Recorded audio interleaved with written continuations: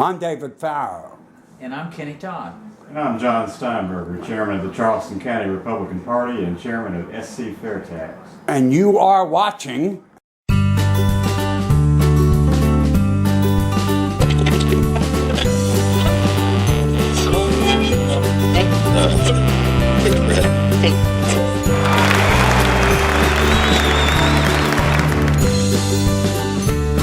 John, thanks a lot for coming. Appreciate it. Now, you're very big in the fair tax, right? I've been at it for years. The fair tax was developed in 1998 based on a survey from Charleston and two other cities, and I've been a big proponent ever since. So it started here. That's right. Charleston was used to survey and focus group to find out what people wanted in a tax system. They wanted a system that treats everybody the same, is easy to comply with, and won't hurt our seniors and our poor. And it seems to be gaining some traction. Absolutely. With all these problems involving the IRS, people understand that we need a better system. Did North Carolina just pass a fair tax? No, but North Carolina is on a glide path to be a zero income tax state. There happen to be 9 of them in the country that create 62% of all new jobs in the past decade. Huh. And who could have seen that coming? Well, it's powerful. People are going to Texas and Florida and Tennessee because they have zero income tax status. It means that they get to take home more pay and they put more money into the local economy so people can thrive. So the South Carolina fair tax is real simple. You take the exemptions out of the sales tax code, everybody pays 6% on new goods and services, and we don't need an income tax. We bring in the same amount of money. Okay. Well, ladies and gentlemen, we'd like you to comment on this on Facebook, LinkedIn, indeed in Twitter. John, there's something else I want to talk about, though, and a lot of people have heard about the fair tax. But there's something else going on that I think most people don't know about, and that's something called Common Core. Do you want to explain that a little bit? Well, David, Common Core is very insidious. If you look at the Constitution, there's no reference to the federal government being responsible for education. We did not have a federal Department of Education until the Carter administration, and it should be a state and local issue. And what Common Core does is it takes all responsibility for delivering education out of the hands of the state and the local governments, and it puts it in the hands of federal bureaucrats. It's one size fits all, and it's bad for America. Or explain how that works. Well, already South Carolina's State Board of Education has signed off on adopting Common Core. It's being phased in, and it's, like I said, very insidious. Well, they say, I mean, when you listen to the people explaining it, they say that, like Phil Noble, for instance, who's a little bit big in the Democrat Party, he is very down with it because he says that it demands accountability. Oh, it's not accountability, it's mandates. It says you will teach this to your K through 12 students on this particular day anywhere in the country, and so there's no local control, and there's some bad things about it. It de-emphasizes literature and has kids read technical documents. It's going to minimize their critical thinking skills. It presents some anti-American rhetoric in the history curriculum. Give me an example. For example, it glorifies Islam and minimizes the importance of the Founding Fathers and American exceptionalism, which I find to be horrendous. All American children... Was it written by Vladimir Putin? All American students should grow up with the notion that they live in the best country of all time and have deep appreciation for how it was founded and what sets us apart from the rest of the world, that our rights don't come from government, but they come from our Creator.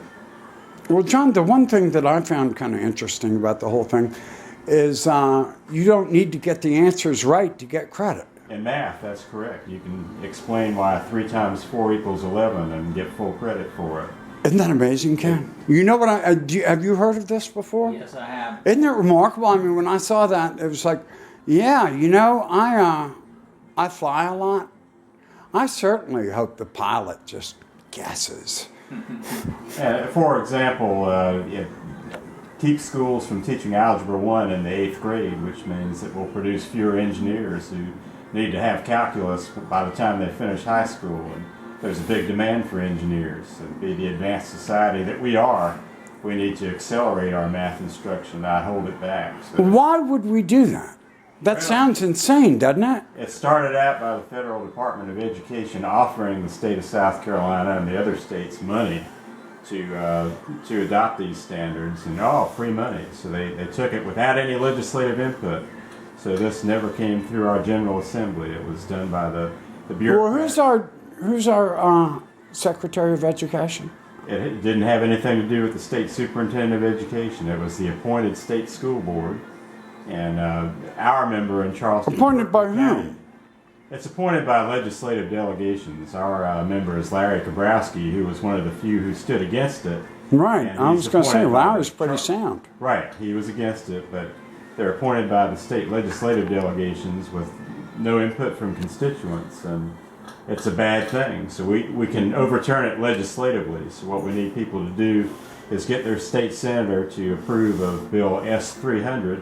It's sponsored by Senator Larry Grooms from Berkeley County, and it says we will reject the implementation of the Common Core curriculum. Now, is there a place they can go on the internet to sign this, or? They need to contact their senator, and that's what I want to tell you about the South Carolina Fair Tax Bill or Common Core. You can reach any senator by emailing their first name, then last name at scsenate.gov. So if I wanted to communicate with my Senator Paul Thurman, I could write to him at paulthurman@scsenate.gov. And All one word, lower caps. It doesn't matter if it's up or Okay. lower. But, first, last name at scsenate.gov, and that would reject the implementation of Common Core. Senator Grooms also happens to be the lead sponsor for the South Carolina Fair Tax Act, which is Bill S-185. So please.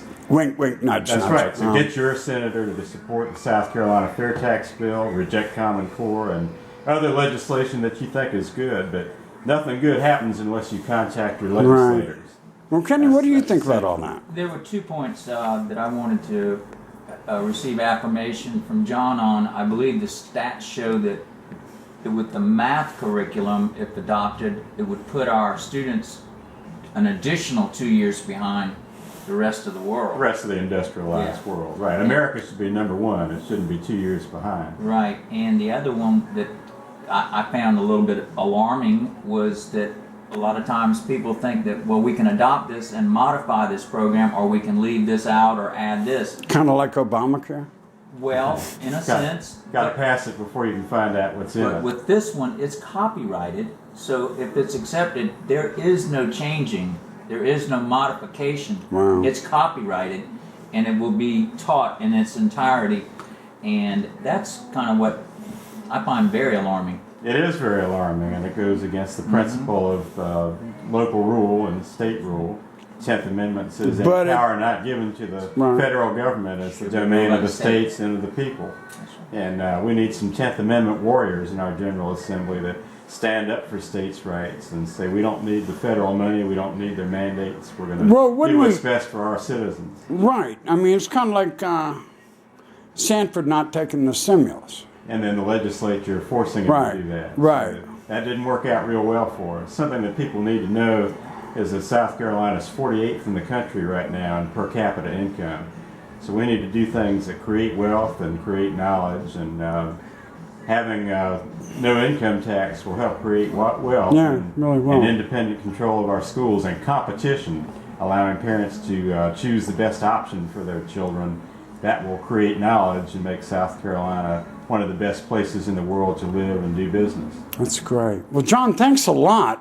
Anybody who wants to talk about this, please email us.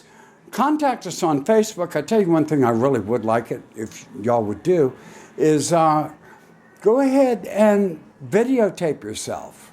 Videotape your response. We'd love to have it, and we will show it on our site. So, well, let me tell you a few ways you can contact me. You can contact me at chairman@charlestongop.org. You can call me at area code 843-709-7819. And I encourage you to go to SC Fair Tax on the internet and sign up for our email alerts. And go to the SC Fair Tax page on Facebook. And we want your input. And we need you as warriors to make South Carolina the most economically free state in the country. John, thanks a lot. And all of these are grassroots movements. So this is not something that we're trusting our leaders to do. It's something we have to get out, go door to door, talk to our friends, who then in turn would call their congressmen or their senators. And so we can have a grassroots movement to move this country in a little bit better way towards eliminating the social and economic gaps that we seem to be experiencing. I read a stat the other day that frightened and concerned me. The gap between the rich and the poor is at the highest it's been since the 20s. It's all Bush's fault. That's scary. Well, we heard Miss South Carolina talk about all the people in mobile homes, and the South Carolina fair tax bill will make South Carolina a wealth creation state. So I'm not worried about the gap so much as for the lower income people and middle income people Right. have a chance to step up and become wealthy. That's right. That's what Okay. America is all about, the chance to make your own life and to live it to the fullest. And Okay. we need to create that kind of opportunity in South Carolina.